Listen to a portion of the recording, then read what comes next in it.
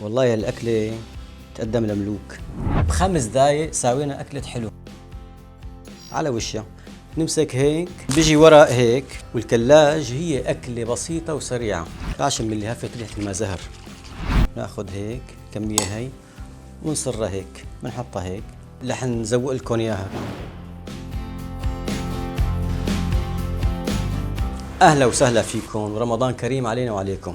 بيقولوا في المعدة خلوة لا تملأها إلا الحلوى، فنحن من هالحلوى هي اخترنا حلوة رمضان اللي هي الكلاج. تابعون لحتى نعطيكم شو هي الوصفة. والكلاج هي أكلة بسيطة وسريعة، أكلة رمضانية هي كمان. ورق الكلاج هو كنا نجيبه نحن من البزورية، طبعا بيشتغلوه هن كانوا برمضان لأنه هي أكلة رمضانية. وطبعا أي بلد مثلا نحن بتركيا هلأ هون بنجيبه كمان من البيم. مثلا بيجي ورق هيك، ورق مدور هيك، أنا بقصه بالنص بساويه بالشكل هاد وبعدين بحشيه، لأنه هذا الورق كبير. أحيانا الأتراك شو بيساووا هنين؟ بيحطوا الورق هيك بكسروه، بيحطوا بشربوا حليب، بيحطوا ورق بشربوا حليب سخن طبعا لحتى يطلع بهذا الشكل، بس ما نو محشي قشطه، بس حليب على الحل. نحن عندنا هون ورق الكلاج وعندنا القشطه وعندنا الحليب. للتزويق عندي فستق حلبي وكرز، وعندي شويه ماء زهر. الحليبات لازم يكونوا سخنين على درجه حراره تقريبا 45-50. رح نسخنهم هلا ونرجع لكم. هلا هون سخنا الحليبات درجة حرارة تقريبا 45. نقطتين ماء زهر، هذا أصنص الماء زهر لأنه نقطتين نخلطهم هيك عشان من اللي هفت ريحة الماء زهر. شوف ما شاء الله. هلا بنحطهم، بنجيب هلا ورق الكلاج بنغمسه هيك بهالشكل هاد، بناخذ طرف وطرف هيك، صار عندنا شكل مثلث. بناخذ القشطة، طبعا القشطة نحن حكينا عليها بالفيديوهات الماضية.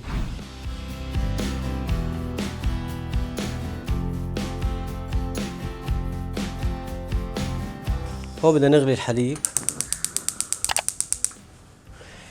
حطينا هون نص لتر حليب، بدنا نشيلهم هدول الزوايد، ما بدي اياهم، بدي بس البياض هيك. تمام، نحطهم بالحليب. هي أسرع قشطة. نحرك معلقة خشب.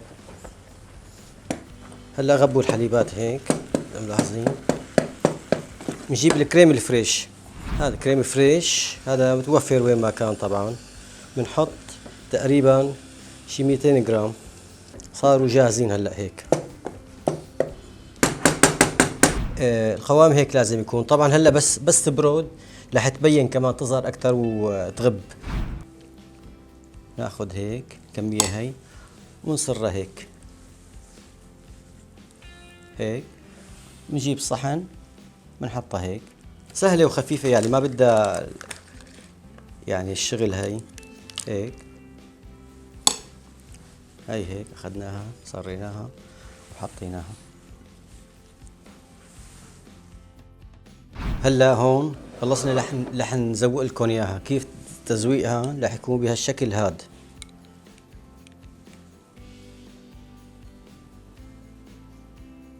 طبعا نحن مثل ما حكينا انه كنا نستعمل زهر الليمون، فاي شيء مثلا هيك ممكن يصير، بس انا بدي لون احمر. يعني واحد بيشتهي اكلة حلو وتكون هيك مرتبة.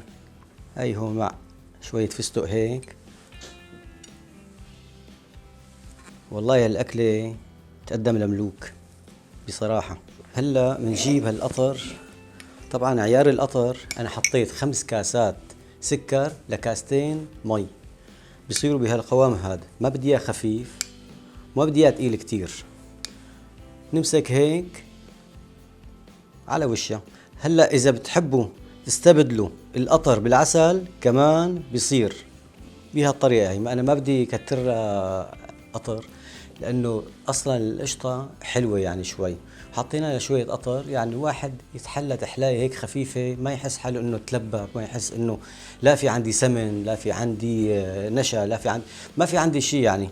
عبارة عن قشطة يعني وشوية قطر ومكسرات وبس. وهيك مثل ما شفتوا معنا ب5 دقايق ساوينا أكلة حلو. رح ندوقها نشوف يعني شو الموضوع كمان، يعني شو بدنا نساوي وما ناكل يعني. بسم الله. طعم الماء زهر، الله أكبر. بتمنى تجربوها وتعطوني رأيكم. فعلا أكلة يعني ما رح استنى.